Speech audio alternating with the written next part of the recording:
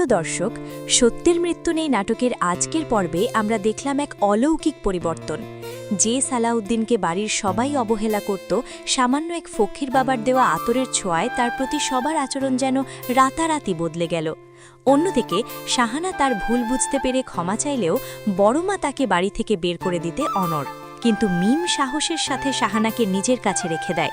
এখন প্রশ্ন হলো, সালাউদ্দিনের এই সম্মান কি স্থায়ী হবে, নাকি এর পেছনে লুকিয়ে আছে অন্য কোনো রহস্য?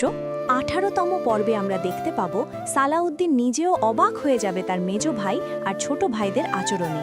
যারা তাকে ব্যাককল বলে ডাকত, তারাই এখন তাকে বড় ভাইয়ের মর্যাদা দিচ্ছে। সালাউদ্দিন মনে মনে ভাববে সেই ফকির বাবা আসলে কে ছিলেন। তবে বড়মা এই পরিবর্তন সহজে মেনে নিতে পারবেন না। তিনি সন্দেহ করবেন সালাউদ্দিনের ওপর কোনো জাদু টোনা করা হয়েছে কিনা। এই নিয়ে বাড়িতে শুরু হবে নতুন এক মানসিক লড়াই।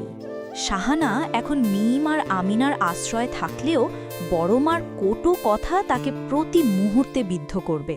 শাহানা মনে মনে ঠিক করবে সে নিজেকে শুধরে নিয়ে এই পরিবারের সেবা করবে। তবে আগামী পর্বের সবচাইতে বড় চমক হলো বাবার হঠাৎ অসুস্থতা।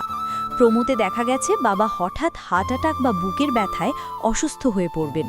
এই কঠিন সময়ে শাহানাই কি পারবে বাবার সেবা করে সবার মন জয় করতে, নাকি বড়মা এই অসুস্থতার জন্য শাহানাকে দায়ী করবেন? সালাউদ্দিনের কপালে লাগানো সেই আতরের রহস্য কি ফাঁস হবে? আর শাহানা কি পারবে এই বাড়িতে নিজের হারানোর সম্মান ফিরে পেতে? এই সব প্রশ্নের উত্তর জানতে আপনাদের চোখ রাখতে হবে সত্যের মৃত্যু নেই নাটকের আগামী পর্বে।